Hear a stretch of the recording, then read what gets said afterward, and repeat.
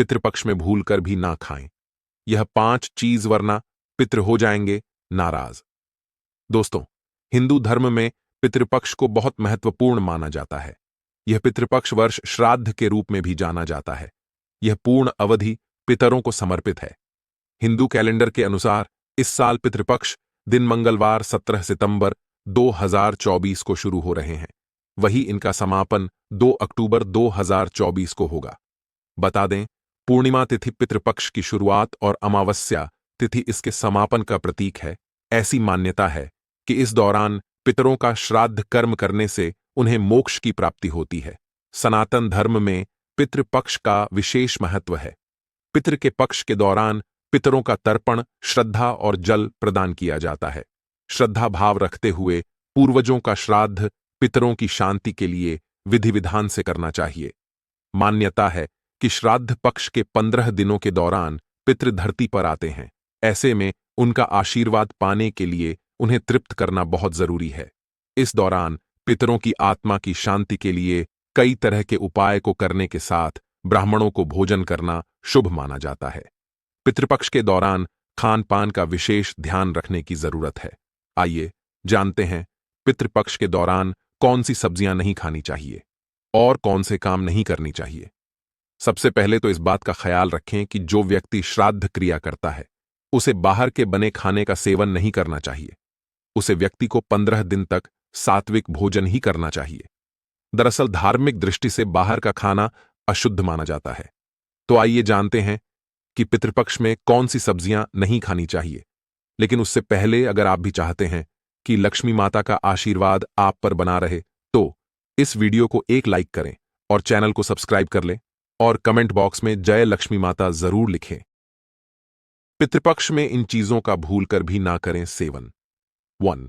मसूर की दाल। पितृपक्ष में मसूर की दाल का सेवन नहीं करना चाहिए। दरअसल ऐसा करना अशुभ माना जाता है। ज्योतिष शास्त्र में मसूर दाल का संबंध मंगल से माना गया है और मंगल क्रोध का कारक है, इसलिए मसूर दाल का सेवन पितृपक्ष में मना किया गया है। 2. पक्का चावल, जिसे उसना भी कहा जाता है, इसका सेवन भी पितृपक्ष में वर्जित माना गया है। पूजा पाठ के काम में आने वाले चावल का इस्तेमाल किया जाता है, जिसे कच्चे चावल के नाम से भी जाना जाता है। इसका सेवन आप कर सकते हैं। 3. मूली और गाजर। शास्त्रों के अनुसार इस दौरान मूली और गाजर का सेवन नहीं करना चाहिए। दरअसल मूली और गाजर को अशुद्ध माना जाता है। पूजा पाठ में इनका इस्तेमाल भी वर्जित है। दरअसल इस सब्जियों का संबंध राहु से होता है। 4. अरबी। शास्त्रों में अरबी का सेवन भी पितृपक्ष में वर्जित माना गया है, इसीलिए इस दौरान अरबी और करेला को सेवन भूलकर भी ना करें, वरना आपके पिता आपसे नाराज हो सकते हैं। 5. दूध। पितृपक्ष में दूध का सेवन नहीं करना चाहिए।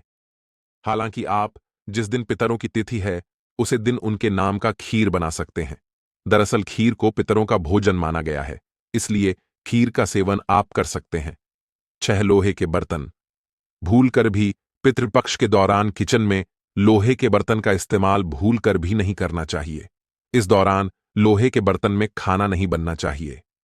धार्मिक मान्यताओं के अनुसार पितृपक्ष में लोहे के बर्तन में खाना बनाने से पितृ नाराज हो जाते हैं।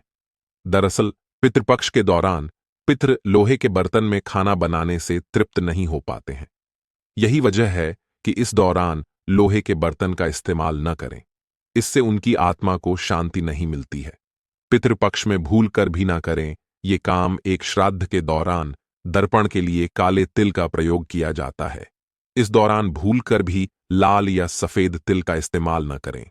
2. पितृपक्ष के दौरान मांगलिक कार्य नहीं करनी चाहिए, जैसे विवाह, गृह प्रवेश, दुकान का मुहूर्त आदि। इस तरह के मांगलिक कार्य नहीं करनी चाहिए। साथ ही इस समय में कोई भी नया सामान भी नहीं खरीदना चाहिए। 3. पितृपक्ष में किसी से भी झूठ नहीं बोलना चाहिए। इसके अलावा किसी को अपशब्द नहीं कहना चाहिए। सट्टा खेलने में किसी के साथ छल कपट करना, इस तरह के कार्य नहीं करनी चाहिए। ऐसा करने से पितृ नाराज हो जाते हैं। साथ ही पितृपक्ष के दिनों में ब्रह्मचर्य का पालन करना चाहिए। 4. पितृपक्ष में आपके दरवाजे पर यदि कोई जानवर या साधु आता है तो उनका अपमान ना करें। इन लोगों का अपमान करने से आपके पिता आपसे नाराज हो सकते हैं।